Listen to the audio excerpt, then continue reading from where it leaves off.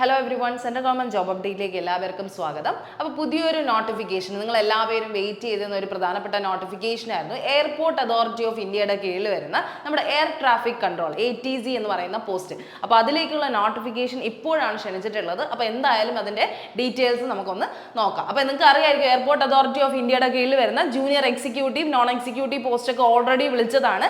ATC അവർ separate vacancy ആയിട്ടാണ് എപ്പോഴും വിളിക്കാറുള്ളത്.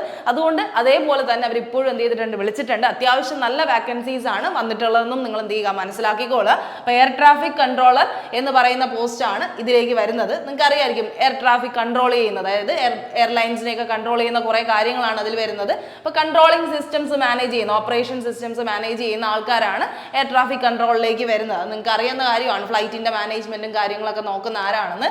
അപ്പോൾ AI, അതായത് എയർപോർട്ട് അതോറിറ്റി ഓഫ് ഇന്ത്യ, നമ്മുടെ സെൻട്രൽ ഗവൺമെന്റ് കീഴിൽ വരുന്നതാണ്. അപ്പോൾ അതിൻ്റെ ഒരു PSU, പബ്ലിക് സെക്ടർ യൂണിറ്റ് ആണത്.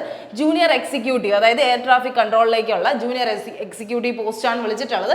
309 വാക്കൻസീസ് ആണ് വന്നിട്ടുള്ളത്. അപ്പോൾ നിങ്ങൾ വിചാരിക്കും 309 ഒരു കുഞ്ഞു വാല്യൂ ആണല്ലോ, അത്ര വലിയ വാക്കൻസി അല്ലോ എന്ന് വിചാരിക്കും. പക്ഷേ ശരിക്കും എയർപോർട്ട് അതോറിറ്റി ഓഫ് ഇന്ത്യയുടെ കീഴിലൊക്കെ അത്യാവശ്യം 100-150 ആ ഒരു രീതിയിലാണ് എപ്പോഴും എന്ത് ചെയ്യുന്നത്, വാക്കൻസീസ് വരുന്നത്. അതുകൊണ്ടാണ് നമ്മൾ 309 വലിയൊരു വാക്കൻസി ആയിട്ട് തന്നെയാണ് പറയുന്നത് കേട്ടോ. എന്തായാലും ജോബ് ലൊക്കേഷൻ വരുന്നത് എല്ലായിടത്തും, അതായത് എയർപോർട്ടുള്ള ഏതൊരു സ്ഥലത്തും എന്ത് ചെയ്യാൻ കിട്ടും, നിങ്ങൾക്ക് ജോബ് കിട്ടും. എയർപോർട്ടിനകത്താണ് നിങ്ങൾക്ക് ജോലി എന്നുള്ള കാര്യമൊക്കെ അറിയാമല്ലോ, അതാണ് വരുന്നത്. അത് കഴിഞ്ഞ് ആപ്ലിക്കേഷൻ മോഡ് എന്ന് പറയുന്നത് ഓൺലൈൻ മോഡ് ഓഫ് ആപ്ലിക്കേഷൻ ആണ്. സെലക്ഷൻ പ്രൊസീജിയർ വരുന്നതെന്ന് പറഞ്ഞാൽ നിങ്ങൾക്ക് ആദ്യം ഒരു റിട്ടൺ എക്സാമിനേഷൻ കാണും, അതായത് കമ്പ്യൂട്ടർ ബേസ്ഡ് എക്സാമിനേഷൻ കാണും, CBT കാണും. അത് കഴിഞ്ഞ് നിങ്ങളുടെ വോയിസ് ടെസ്റ്റ്, അതായത് നിങ്ങൾക്ക് അറിയാമല്ലോ ഈ പറയുന്ന കാര്യങ്ങൾ എന്ത് ചെയ്യുക, നിങ്ങളുടെ എയർപോർട്ട് കൺട്രോൾ ചെയ്യുക എന്നുള്ളത്, എന്ന് വെച്ചാൽ എയർലൈൻസിന്റെ കാര്യങ്ങൾ നോക്കുക എന്നുള്ളതാണ്. അപ്പോൾ നിങ്ങൾക്ക് അവിടെ എന്ത് ചെയ്യേണ്ടത്, വോയിസ് മോഡുലേഷൻ ചെയ്യേണ്ടത്, നിങ്ങൾക്ക് ട്രാഫിക് സിഗ്നൽസും എന്തൊക്കെയാണെന്നുള്ളൊരു കാര്യം കൃത്യമായി അവർക്ക് പറഞ്ഞു കൊടുക്കണം അല്ലേ. എയർലൈൻ സിഗ്നൽസിന്റെ കാര്യവും റേഡിയോ കമ്മ്യൂണിക്കേഷന്റെ കാര്യങ്ങളൊക്കെ അവരെ കൃത്യമായിട്ട് തന്നെ അറിയിക്കേണ്ട ആവശ്യമുണ്ട്. അതുകൊണ്ടാണ് വോയിസ് ടെസ്റ്റ് വരുന്നത്. നിങ്ങൾ പറഞ്ഞു കൊടുക്കേണ്ട കാര്യങ്ങളുണ്ട്. അപ്പോൾ അതിന് നിങ്ങൾക്ക് കൃത്യമായ കമ്മ്യൂണിക്കേഷന്റെ കാര്യങ്ങൾ ഉണ്ടായിരിക്കണം. അതുകൊണ്ടാണ് വോയിസ് ടെസ്റ്റ് എടുത്ത് പറയുന്നത്. പിന്നെ എന്തുകൊണ്ട്, മെഡിക്കൽ എക്സാമിനേഷൻ ആണ് പിന്നെ വരുന്നത് കേട്ടോ. മെഡിക്കൽ എക്സാമിനേഷൻ ആണ് വരുന്നത്. ഇതൊരു ശരിക്കും പറഞ്ഞാൽ ഈ ഒരു ജോബ് എന്ന് പറഞ്ഞു കഴിഞ്ഞാൽ ശരിക്കും കമ്മ്യൂണിക്കേഷൻ ബേസ്ഡ് ആയിട്ടുള്ള ഒരു ജോലിയാണെന്ന് കൃത്യമായി തന്നെ മനസ്സിലാക്കിക്കൊള്ളാം. അപ്പോൾ സാലറിയുടെ കാര്യങ്ങൾ നോക്കിക്കഴിഞ്ഞാൽ നല്ല അത്യാവശ്യം നല്ല സാലറി എമൗണ്ട് ആണ് വരുന്നത്. 40,000 നിന്ന് സ്റ്റാർട്ട് ചെയ്ത് 1,40,000 വരെ കിട്ടുന്ന ഒരു സാലറി പാക്കേജ് ആണ്. അപ്രോക്സിമേറ്റ്ലി എങ്ങനെയാണ് 13 lakh per annum ആണ് നിങ്ങൾക്ക് എന്ത് ചെയ്യുന്നത്, നിങ്ങളുടെ സാലറി ആയിട്ട് കിട്ടുന്നത് എന്നുള്ളൊരു കാര്യം ആലോചിക്കുക കേട്ടോ. അത്രയും നല്ല സാലറിയാണ് ഇതിനകത്ത് വരുന്നത്. 40,000 ആണ് ബേസിക് സ്റ്റാർട്ട് എന്ന് പറയുന്നത്. അത് ഉറപ്പായിട്ടും എന്ത് ചെയ്യും, ഇൻക്രിമെന്റ്സും അലവൻസും ഒക്കെ ആഡപ്പ് ചെയ്ത് വരുമ്പോൾ നല്ലൊരു range of 1 lakh above salary എന്തായാലും നിങ്ങളുടെ കയ്യിൽ കിട്ടുന്നതാണ് കേട്ടോ. ഇനി അടുത്ത ഒഫീഷ്യൽ വെബ്സൈറ്റ്, കൂടുതൽ എന്തെങ്കിലും ഡീറ്റെയിൽസ് നിങ്ങൾക്ക് അറിയണമെന്നുണ്ടെങ്കിൽ www.aai.aero.com എന്ന് പറയുന്ന വെബ്സൈറ്റിൽ കയറി നോക്കിയാൽ മതി, നിങ്ങൾക്ക് ഡീറ്റെയിൽസ് അറിയാം. എന്തായാലും നമുക്ക് ഇതിന്റെ എഡ്യൂക്കേഷണൽ ക്വാളിഫിക്കേഷനും മറ്റു കാര്യങ്ങളും എന്താണെന്ന് അറിയാം. അപ്പോൾ നിങ്ങൾ മനസ്സിലാക്കുക, വാക്കൻസി എങ്ങനെയാണ് അവർ ഡിറ്റർമിൻ ചെയ്തിരിക്കുന്നത്. 309 വാക്കൻസിയിൽ എല്ലാ കാറ്റഗറിക്കും എന്തുണ്ട്, വാക്കൻസി ഉണ്ടോ എന്നൊന്ന് ചെക്ക് ചെയ്ത് നോക്കുക. ജനറൽ കാൻഡിഡേറ്റ്സിന് 125 വാക്കൻസി ഉണ്ട്. EWS കാൻഡിഡേറ്റ്സിന് 30 വാക്കൻസി ഉണ്ട്. OBC NCL കാൻഡിഡേറ്റ്സിന് 72 വാക്കൻസി ഉണ്ട്. ഷെഡ്യൂൾഡ് കാസ്റ്റിനാണെങ്കിൽ 55 വാക്കൻസിയും ഷെഡ്യൂൾഡ് ട്രൈബിനാണെങ്കിൽ 27 വാക്കൻസി. അതായത് എല്ലാ കാറ്റഗറിയിലുള്ള ആൾക്കാർക്കും എന്തുണ്ട്, വാക്കൻസി അവർ ഫിക്സ് ചെയ്തിട്ടുണ്ട് കേട്ടോ. അങ്ങനെ ആകെ മൊത്തം 309 വാക്കൻസി ഉണ്ട്. അപ്പോൾ UR 125, OBCക്ക് 72 വാക്കൻസി ഉണ്ട്. അപ്പോൾ നിങ്ങൾക്ക് എന്ത് ചെയ്യാൻ, ധൈര്യമായിട്ട് അപ്ലൈ ചെയ്ത് നോക്കുക. നിങ്ങൾ പഠിക്കാനൊക്കെ റെഡി ആണെങ്കിൽ ഉറപ്പായിട്ടും നല്ലൊരു ജോലിയാണ്. അതിലേക്ക് എന്ത് ചെയ്യുക, നിങ്ങൾക്ക് എൻട്രി ചെയ്യുക എന്നുള്ളൊരു കാര്യമാണ്. അതുപോലെ തന്നെ ഓൺലൈൻ ആപ്ലിക്കേഷൻ സ്റ്റാർട്ട്. അപ്പോൾ ഇതിൻ്റെ നോട്ടിഫിക്കേഷൻ, ഒഫീഷ്യൽ നോട്ടിഫിക്കേഷൻ റിലീസ് ആയിട്ടേ ഉള്ളൂ. ഡേറ്റ് വരുന്നത്, ഓപ്പണിംഗ് ഓഫ് ഓൺലൈൻ ആപ്ലിക്കേഷൻ്റെ ഡേറ്റ് വരുന്നത് കണ്ടോ, 25 ഏപ്രിലിനാണ്. ഏപ്രിൽ 25-നാണ് എന്ത് ചെയ്യുന്നത്, ഇവരുടെ ആപ്ലിക്കേഷൻ സ്റ്റാർട്ട് ആവുന്നത്. ക്ലോസിംഗ് ഡേറ്റ് എന്ന് പറയുന്നത് 24 മെയ് ആണ് കേട്ടോ. മെയ് 24-നാണ് ക്ലോസിംഗ് ഡേറ്റ് വരുന്നത്. എക്സാം ഡേറ്റ് എന്ന് പറയുന്നത് ടെൻഡേറ്റീവ് ആണ്. അപ്പോൾ നിങ്ങൾ ശ്രദ്ധിച്ചറിയാം, ഏപ്രിൽ മെയ്നെല്ലാം ക്ലോസ് ചെയ്തിട്ട് ഏകദേശം ഒരു ജൂലൈ എന്ന് പറയുന്ന ഒരു ടൈമിലേക്ക് എന്ത് കാണും, നിങ്ങളുടെ എക്സാം കാണാനുള്ള ചാൻസ് ഉണ്ട് കേട്ടോ. ജൂലൈ എന്ന് പറയുന്ന ഒരു ടൈമിൽ എക്സാം നടത്തുന്നുണ്ട്. ഏകദേശം മിക്കവാറും അവരെന്ത് ചെയ്യത്തുള്ളൂ, നോട്ടിഫിക്കേഷൻ കഴിഞ്ഞ ഒരു 2 മാസം 3 മാസത്തിൻ്റെ ഇൻ്റർവെൽ മാത്രമേ നിങ്ങൾക്ക് പഠിക്കാനായിട്ട് തരത്തുള്ളൂ. അപ്പോൾ എത്രയും പെട്ടെന്ന് തന്നെ ഇതിൻ്റെ സിലബസ് മനസ്സിലാക്കി നിങ്ങൾ പഠിക്കാൻ റെഡി ആണെങ്കിൽ ഉറപ്പായിട്ടും ഇതിനു വേണ്ടി അപ്ലൈ ചെയ്യാൻ നോക്കുക.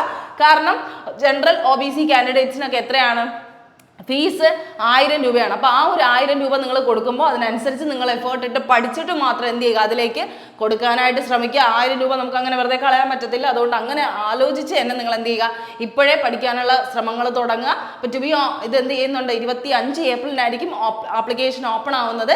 24 മെയ് വരെ ആയിരിക്കും നിങ്ങൾക്ക് ഡേറ്റ് ഉള്ളത്. എന്തായാലും അത്യാവശ്യം ഡേറ്റ് നിങ്ങളുടെ മുന്നിലുണ്ട്. അപ്പോൾ അതിനുള്ളിൽ നിങ്ങൾ എന്ത് ചെയ്യുക, പഠിച്ച് തുടങ്ങാനായിട്ട് ശ്രമിക്കുക.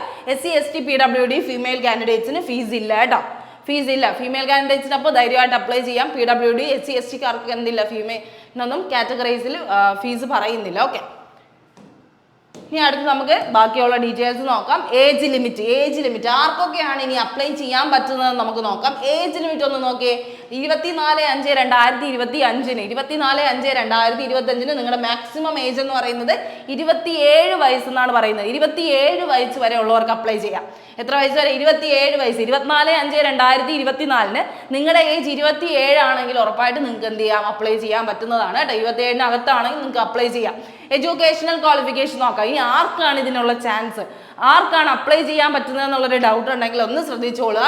ബാച്ചിലേഴ്സ് ഡിഗ്രിക്കാർക്കാണ്, അത് ബിടെക്കുകാർക്കാണ് കൂടുതലും ഫോക്കസ് ചെയ്തിരിക്കുന്നത്. ബിടെക് എഞ്ചിനീയറിംഗ് ഏതിൽ പഠിച്ചതായാലും, അതിപ്പോൾ ഏതാണ്, സിവിൽ ആയിക്കോട്ടെ, മെക്കാനിക്കൽ ആയിക്കോട്ടെ, ഇലക്ട്രിക്കൽ ആയിക്കോട്ടെ, even chemical engineering, metallurgy engineering, അങ്ങനെ എന്ത് എഞ്ചിനീയറിംഗിനാണോ നിങ്ങൾ എന്ത് എഞ്ചിനീയറിംഗ് ചെയ്താലും നിങ്ങൾക്ക് എന്ത് ചെയ്യാൻ പറ്റും, അപ്ലൈ ചെയ്യാൻ പറ്റും കേട്ടോ.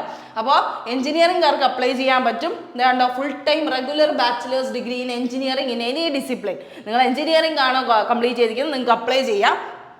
പിന്നെ ഇനി എന്താ പറയുന്നുണ്ട് ഇവിടെ, full time regular bachelor's degree of 3 years in. ഇനി BSc കാർക്ക് അപ്ലൈ ചെയ്യാൻ പറ്റും. ഇനി നിങ്ങൾക്ക് എന്താണ്, എഞ്ചിനീയറിംഗ് അല്ല നിങ്ങൾ പഠിച്ചത്, പക്ഷേ നിങ്ങൾ ഡിഗ്രിയാണ് പഠിച്ചതെന്നുണ്ടെങ്കിൽ ഏത് ഡിഗ്രിക്കാർക്ക്, ഫിസിക്സും മാത്സ് ഡിഗ്രിക്കാർക്കും എന്ത് ചെയ്യാൻ പറ്റും, അപ്ലൈ ചെയ്യാൻ പറ്റും കേട്ടോ. മാത്സ് അല്ലെങ്കിൽ ഫിസിക്സ് പഠിച്ചവരാണെങ്കിൽ അവർക്ക് എന്ത് ചെയ്യാൻ പറ്റും, അപ്ലൈ ചെയ്യാം. ഡിഗ്രിയാണ് ചോദിക്കുന്നത്, ഡിഗ്രിയിൽ ഏത് സബ്ജക്റ്റ് ആണ്, ഫിസിക്സ് ഓർ മാത്തമെറ്റിക്സ് ആണ് നിങ്ങൾ BSc സയൻസ് ആയിട്ട് പഠിച്ചതെങ്കിൽ നിങ്ങൾക്ക് അപ്ലൈ ചെയ്യാം. 3 വർഷത്തിന്റെ റെഗുലർ ബാച്ചിലേഴ്സ് ഡിഗ്രി ആണ് പറയുന്നത്. ഡിപ്ലോമ കോഴ്സുകാർക്ക് അപ്ലൈ ചെയ്യാൻ പറ്റത്തില്ല കേട്ടോ. ഡിപ്ലോമക്കാരെ അല്ല അവർ ചോദിക്കുന്നത്, ശരിക്കും പറഞ്ഞാൽ ഫുൾ ടൈം റെഗുലർ ബാച്ചിലേഴ്സ് ഡിഗ്രിക്കാരെയാണ് ക്ഷണിക്കുന്നത് കേട്ടോ. പിന്നെ ഏറ്റവും പ്രധാനമായിട്ട് വന്നത് നമ്മൾ പറഞ്ഞു, എയർ ട്രാഫിക് കൺട്രോളേഴ്സ് എന്ന് പറഞ്ഞു കഴിഞ്ഞാൽ ഇതിൻ്റെ കൺട്രോളിംഗ് സിസ്റ്റമാണ്, കമ്മ്യൂണിക്കേഷൻ സിസ്റ്റമാണ് അവർ മാനേജ് ചെയ്യേണ്ടത്. അതുകൊണ്ട് തന്നെ നിങ്ങൾക്ക് minimum proficiency in both spoken and written English ഉണ്ടായിരിക്കണം. നിങ്ങൾ ഇംഗ്ലീഷിൽ സംസാരിക്കാനുള്ള കഴിവ് മാക്സിമം നിങ്ങൾക്ക് ഉണ്ടാവണം എന്നുള്ളൊരു കാര്യം മനസ്സിലാക്കുക. അതുപോലെ തന്നെ 10+2 സ്റ്റാൻഡേർഡ്സിലൊക്കെ നിങ്ങൾ ഇംഗ്ലീഷ് പഠിച്ചവരായിരിക്കണം. ഇംഗ്ലീഷിൽ എന്ത് ചെയ്യണം, ക്വാളിഫൈ ആയവരായിരിക്കണം. 10+2 ക്വാളിഫൈ ആയി നല്ല റേഞ്ച് ഓഫ് മാർക്ക് മേടിച്ചവരായിരിക്കണം, പാസ് ആയവരായിരിക്കണം എന്നുള്ളൊരു കാര്യം മനസ്സിലാക്കിക്കൊള്ളുക. ഓക്കെ, അപ്പോൾ ആർക്കൊക്കെ അപ്ലൈ ചെയ്യേണ്ടതെന്ന് മനസ്സിലായല്ലോ. ഇംഗ്ലീഷ് അറിയാമെന്നുള്ളൊരു കാര്യം എടുത്ത് പറയുന്നതാണ്. പ്രൊഫിഷ്യൻസി ഉണ്ടായിരിക്കണം എന്ന് പറഞ്ഞ് ഇംഗ്ലീഷ് അറിഞ്ഞുകൂടാന്ന് പറഞ്ഞാൽ അപ്ലൈ ചെയ്യേണ്ട. നിങ്ങൾക്ക് എന്ത് ചെയ്യാം, പഠിക്കാം അല്ലേ, ഇംഗ്ലീഷ് നിങ്ങൾക്ക് മാക്സിമം ഇനിയും ചെയ്യാമെന്നുള്ളൊരു സമയമുണ്ട്. എന്തായാലും നിങ്ങൾ എഞ്ചിനീയറിംഗ് ഡിഗ്രി ഉള്ളവരാണെങ്കിൽ ഉറപ്പായിട്ടും അപ്ലൈ ചെയ്യുക കേട്ടോ. ഇനി അടുത്ത സ്റ്റേജ് 1 എന്ന് പറയുന്നത് ഓൺലൈൻ റിട്ടൺ എക്സാമിനേഷൻ ആണ്. സ്റ്റേജ് 1 എന്ന് പറഞ്ഞാൽ എന്താണ്, ഓൺലൈൻ റിട്ടൺ എക്സാമിനേഷൻ ആണ്, CBT എക്സാമിനേഷൻ ആണ്. സ്റ്റേജ് 2 ആണ് verification of voice test. Voice test എന്ന് പറഞ്ഞു കഴിഞ്ഞാൽ നിങ്ങളുടെ സൗണ്ട്, അതായത് നിങ്ങൾക്ക് ഒരു പാരഗ്രാഫ് ഒക്കെ തരും. രണ്ടാമത്തെ സ്റ്റേജ് എന്ന് പറയുന്നത് പാരഗ്രാഫ് തന്നിട്ട് നിങ്ങളുടെ സൗണ്ടും നിങ്ങളുടെ കമ്മ്യൂണിക്കേഷൻ സ്റ്റൈലും എല്ലാം മനസ്സിലാക്കാൻ വേണ്ടിയായിട്ട് ഒരു വോയിസ് ടെസ്റ്റ് അവർ നടത്താറുണ്ട് കേട്ടോ. അത് വായിച്ച് കേൾപ്പിക്കണം ആ ഒരു ബോർഡിന് മുന്നിൽ. ഇനി അടുത്ത് സൈക്കോ ആക്റ്റീവ് സബ്സ്റ്റൻസ് ടെസ്റ്റ് ഉണ്ട്. അതായത് നിങ്ങൾ എന്തെങ്കിലും ഡ്രഗ്സോ അങ്ങനത്തെ കാര്യങ്ങൾ എന്തെങ്കിലും യൂസ് ചെയ്തവരാണോ എന്ന് അറിയാൻ വേണ്ടി ഇങ്ങനെ യൂറിൻ സാമ്പിൾസ് ഒക്കെ കളക്ട് ചെയ്ത് എന്ത് ചെയ്യുന്നത്, ടെസ്റ്റ് ചെയ്യുന്ന ഒരു സാധനമാണ് സൈക്കോ ആക്റ്റീവ് സബ്സ്റ്റൻസ്. നിങ്ങളുടെ ബോഡിയിൽ എന്തെങ്കിലും വേണ്ടാത്ത രീതിയിലുള്ള ഡ്രഗ്സ് നിങ്ങൾ യൂസ് ചെയ്തവരാണോ എന്ന് അറിയാൻ വേണ്ടിയിട്ടുള്ള ഒരു ഡ്രഗ് ടെസ്റ്റ് ആണ് അത് വരുന്നത്. പിന്നെ സൈക്കോളജിക്കൽ അസസ്മെന്റ് എന്ന് പറഞ്ഞാൽ നിങ്ങൾ മെന്റലി ആൻഡ് ഫിസിക്കലി എങ്ങനെയാണ് ഒരു കാര്യത്തിനോട് കണക്റ്റഡ് ആവുന്നത്, നിങ്ങളുടെ സൈക്കോളജിക്കൽ ആയിട്ടുള്ള മെന്റൽ കാര്യങ്ങളെ ആ ഒരു ഇമോഷണൽ സ്റ്റേജ് ഒക്കെ മനസ്സിലാക്കാനുള്ള ഒരു ടെസ്റ്റാണ് കേട്ടോ. അത് ജസ്റ്റ് ബേസിക് ആയിട്ടുള്ളൊരു കാര്യമാണ്. പിന്നെ എന്താണ്, മെഡിക്കലും ഫിസിക്കൽ മെഡിക്കൽ എക്സാമിനേഷൻ ഒക്കെ എന്നാണ് പറയുന്നത്. എന്തായാലും ബേസിക്കലി നിങ്ങൾ അറിയുക, നിങ്ങൾ റിട്ടൺ എക്സാമിനേഷൻ ക്വാളിഫൈ ആവാനുള്ള കാര്യങ്ങൾ മാക്സിമം ശ്രദ്ധിക്കുക കേട്ടോ. ആ ഒരു കാര്യം ഒന്ന് നോക്കിക്കോളാം.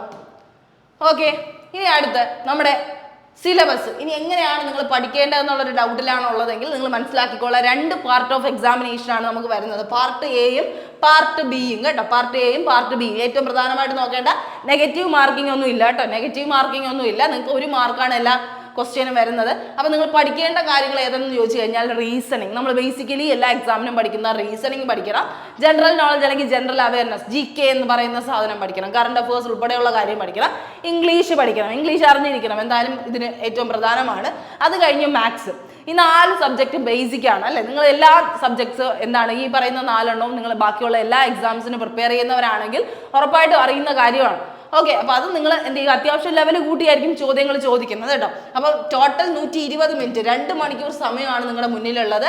ആ 2 മണിക്കൂറിന് ഓരോ ക്വസ്റ്റ്യൻ കണ്ടല്ലോ, reasoning 15, GK 10 questions, English 20 question, maths 15. Maths reasoning 15 GK 10, English 20.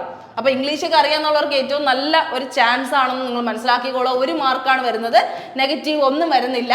Part B ആയിട്ട് വരുന്നത് എന്താണ്, മാത്സും ഫിസിക്സും ആണ്.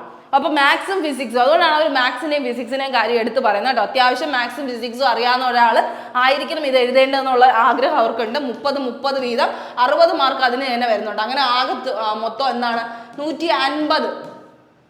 150 ക്വസ്റ്റ്യൻസ് ആണ് നിങ്ങൾ 2 മണിക്കൂറിൽ ചെയ്യേണ്ടത്. 150 ക്വസ്റ്റ്യൻസ് 2 മണിക്കൂറിലാണ് നിങ്ങൾ ചെയ്യേണ്ടതെന്നുള്ളൊരു കാര്യം ശ്രദ്ധിച്ചോളുക. അപ്പോൾ അത്യാവശ്യം നല്ല പോസ്റ്റ് ആയതുകൊണ്ടാണ് അങ്ങനെ ഒരു ക്രൂഷ്യൽ ആയിട്ടുള്ള ഒരു സ്റ്റേജിൽ കൂടെ കടന്നു പോകേണ്ട ആവശ്യം വരുന്നത്. ഏകദേശം 100 റേഞ്ചിൽ നിങ്ങൾക്ക് മാർക്ക് ഉണ്ടായാലും നിങ്ങൾ പാസ്സാവും. അപ്പോൾ അതിന് വേണ്ടിയിട്ടുള്ള ശ്രമങ്ങൾ തുടരുക, അതിന് വേണ്ടിയായിട്ട് പഠിക്കാൻ ശ്രമിക്കുക. നിങ്ങൾക്ക് അറിയാം, ആ ഒരു രീതിയിൽ കൃത്യമായി തന്നെ പഠിച്ചു പോവുക. ഒരു +2 ലെവലിലൊക്കെ നിങ്ങൾ പഠിച്ചു കഴിഞ്ഞാൽ നിങ്ങൾക്ക് ഉറപ്പായിട്ടും എന്ത് ചെയ്യാൻ പറ്റും, +1 +2 സിലബസ് ആയിട്ടാണ് ഇത് ചോദിക്കുന്നത് കേട്ടോ. അപ്പോൾ ആ ഒരു രീതിയിൽ എന്ത് ചെയ്യുക, പഠിക്കാനായിട്ട് ശ്രമിച്ചു നോക്കുക കേട്ടോ. അപ്പം നിങ്ങളെ കൊണ്ട് പറ്റുന്ന കാര്യമാണ്, നിങ്ങൾ മാക്സിമം ട്രൈ ചെയ്യുക. ഓക്കെ, മാക്സിമം ട്രൈ ചെയ്യുക എന്നുള്ളൊരു കാര്യമാണ് പറയുന്നത്. അപ്പോൾ ഇത്രയും കാര്യങ്ങളാണ് ഇതിൻ്റെ ഏറ്റവും പ്രധാനപ്പെട്ട ഡീറ്റെയിൽസ് എന്ന് പറയുന്നത്. നമ്മുടെ ടെലഗ്രാം ചാനലിൽ ഇതിൻ്റെ PDF അപ്ലോഡ് ചെയ്തേക്കാം. അതിൽ കയറി എന്ത് ചെയ്യുക, ഒന്ന് ചെക്ക് ചെയ്ത് നോക്കുക. ഇനി എന്തെങ്കിലും ഡീറ്റെയിൽസ് അറിയണമെന്നുണ്ടെങ്കിൽ അപ്ലൈ ചെയ്യുന്ന ഡേറ്റ് വരുമ്പോൾ നമ്മൾ ടെലഗ്രാം ചാനലിൽ അതിൻ്റെ ലിങ്ക് നിങ്ങൾക്ക് ഷെയർ ചെയ്ത് തരും. അപ്പോൾ അതിൽ കയറി ഓൺലൈൻ ആപ്ലിക്കേഷൻ സബ്മിറ്റ് ചെയ്യാൻ താല്പര്യമുള്ളവരാണെങ്കിൽ എന്ത് ചെയ്യുക, അപ്ലൈ ചെയ്യാനായിട്ട് നോക്കുക. അപ്പോൾ കൂടുതൽ ഡീറ്റെയിൽസ് എന്തെങ്കിലും വേണമെങ്കിൽ നിങ്ങൾക്ക് കമൻറ്റ് സെക്ഷനിൽ ഡൗട്ട്സ് ആയിട്ട് അറിയിക്കാവുന്നതാണ്. അപ്പോൾ കൂടുതൽ ഡീറ്റെയിൽസ് എല്ലാം മനസ്സിലാക്കി എത്രയും പെട്ടെന്ന് തന്നെ ഒരു നല്ലൊരു ജോലി മേടിക്കണമെന്ന് ആഗ്രഹിക്കുന്നവരാണെങ്കിൽ ഉറപ്പായിട്ടും നിങ്ങൾക്ക് എന്ത് ചെയ്യുക, ഈ ഒരു എക്സാമിന് വേണ്ടിയായിട്ട് അപ്ലൈ ചെയ്യുക. അപ്പോൾ എല്ലാവർക്കും നല്ലൊരു ദിവസം ആശംസിക്കുന്നു. താങ്ക്